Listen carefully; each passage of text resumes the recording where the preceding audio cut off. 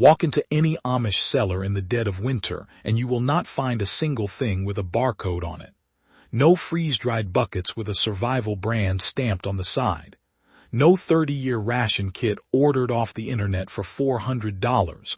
Just plain shelves, glass jars, cloth sacks, wooden bins. And enough food to carry a family of 10 from one harvest clear through to the next, through blizzards, through sickness, through the kind of long, quiet emergency that empties a grocery store in a single afternoon. After my last video, a lot of you wrote the same thing. You said, Amish, I don't want another pallet of mystery powder I'll never eat.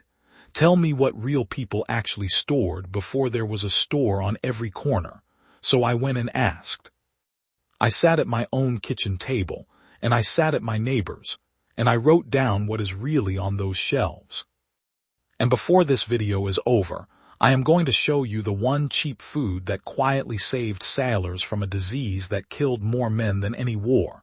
A food sitting in your kitchen right now that you have been throwing in the trash. Stay with me. The Amish way of stocking a pantry comes down to 3 plain rules. Store what you already eat so nothing is wasted. Store calories first, because in a true emergency, a full belly matters more than a balanced plate. And store what keeps without a machine, because the day you need it most may be the very day the power is gone. Every food on this list earns its place by those 3 rules. Let us go down the shelf. Number 1. Hard red winter wheat. Not flour, the whole grain, the berry, exactly as it comes off the field. Flour goes stale and buggy in a year. But a whole wheat berry, kept dry and sealed away from air, will still be good in 30 years. 30. We keep ours in food-grade buckets with the air drawn out. When we need bread, we grind what we need that morning, and not a kernel before. A 50-pound sack costs less than a single restaurant meal, and it holds more bread than your family will eat in a season. Number 2. White rice. And I want you to hear me carefully because this is where most folks make an expensive mistake. They buy brown rice because the English tell them it is healthier. But brown rice still has the oil in it, and oil goes rancid. 6 months, maybe a year, and it turns. White rice with that oil polished off will keep 25 years and longer. In an emergency, you are not storing for vitamins. You are storing for calories that will still be food when you open the bucket. Buy the white. Number 3. Dried beans, pinto, navy, whatever your family will actually eat.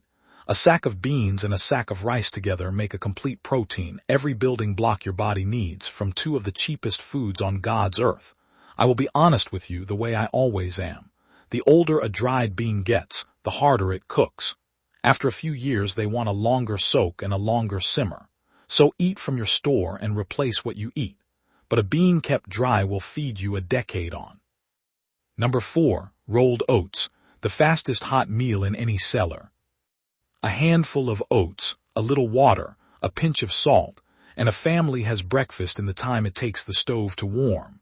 Sealed up dry, oats keep 30 years, and they fill a belly and a child's cold morning better than anything in a bright box. Number 5. Plain salt. Now you might think salt, but salt is the one thing on this list that never ever goes bad and the one thing your body cannot live without. Before there was a freezer in every kitchen, salt is how a family kept meat from spoiling. It draws the water out, and what is dry will not rot. A few dollars of salt is the difference between a deer that feeds you for months and a deer that feeds the flies. Store more than you think you need. Number 6. Raw honey. This is the one food in your house that does not have an expiration date and never will. They have found honey in the tombs of the Egyptians, thousands of years old, and it was still good to eat. Honey holds so little water and is so naturally acid that nothing can grow in it. It will turn to sugar crystals in the jar. Set it in warm water and it comes right back. It is fast energy, it is medicine for a sore throat, and it will outlive you and your grandchildren. Number 7. White sugar. Keep it dry and it lasts a lifetime, same as salt. In a hard winter, sugar is calories you can spare for a child who is cold. It is how we put up the jams and preserves that hold a whole orchard in a jar. and I will tell you something the survival catalogs leave out. In a long emergency, a little sweetness keeps people's spirits from breaking. That matters more than they let on. Number 8. Lard. Rendered fat. Now the English have been taught to fear fat, but fat is the most concentrated food there is, more than twice the energy of bread, ounce for ounce. When you are working hard and cold, fat is what keeps the weight on your bones. We render our own and keep it in crocks in the cool of the cellar, and it holds a year and more. A spoon of lard turns a pot of beans from a chore into a meal. Number 9. Canned meat, and I mean meat you put up yourself in a jar. Chicken, beef, broth. Pressure canned and sealed, it sits on the shelf for years with no cold at all. Now hear me on this one because it is the one place you cannot guess. Meat must be canned under pressure, not in a boiling pot, or you risk a poison you cannot see or smell. Do it right, by the book, and a jar of your own meat in February is worth more than gold. Number 10. Dry milk, powdered milk. For the little ones, for the calcium, for a cup of something warm when the cow is dry or there is no cow at all. The fat-free kind keeps the longest, near 20 years sealed. It is not the same as fresh, I will not pretend it is. But stirred into bread, into gravy, into a child's cup, it is a quiet blessing in a hard month. Number 11. Vinegar, plain apple cider vinegar. It does not spoil, it is already sour, there is nothing left in it to turn. With vinegar and salt you can pickle a garden's worth of cucumbers, beets, and eggs, and keep them a year on the shelf with no machine of any kind. It cleans, it preserves, it keeps.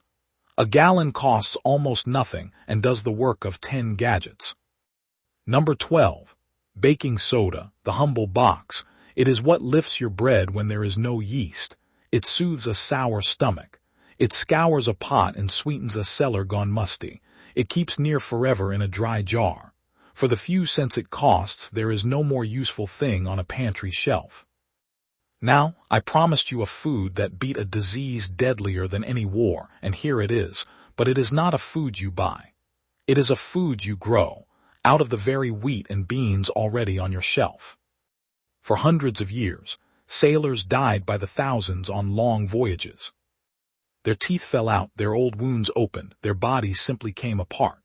They called it scurvy, and it was the one of one thing, vitamin C. All the salted meat and hard bread in the world could not stop it. But here is the secret the old people knew. Take a handful of those dried beans or that wheat, give them water and a few warm days and they sprout. And a sprouting seed makes its own vitamin C, fresh, living vitamin, out of a dry seed that had none. A jar, a splash of water, a windowsill. That is the green vegetable that grows in the dead of winter, in any emergency, from the cheapest food you own. That is what they buried under all those fancy ration kits. So let me be honest with you the whole way, like I promised. None of this feeds you if you cannot cook it. Wheat and rice and beans need water, and they need fire, so store water and store a way to make heat, right alongside the food. Rotate what you keep. Eat the oldest and replace it, so nothing sits until it is dust. And no shelf, however full, is a substitute for knowing how to use what is on it. And you might wonder why nobody sells you this list. It is simple, and it is not really a conspiracy. There is no profit in a sack of wheat that lasts 30 years and costs a few dollars. There is enormous profit in a branded bucket with a frightened man's face on the label, sold to you for $400. They would rather you forget that your great-grandmother already solved this, with rice, beans, salt, and a windowsill. Knowledge like this was never lost. It was set down quietly while someone sold you something more expensive in its place. You were never given it. Now you have it. If you are the kind of person who believes that real knowledge has been quietly pushed aside to protect someone else's profit, you already know what to do. So tell me down in the comments, what is the one food your own family has always kept on the shelf, the one that was passed down to you? I read every single one.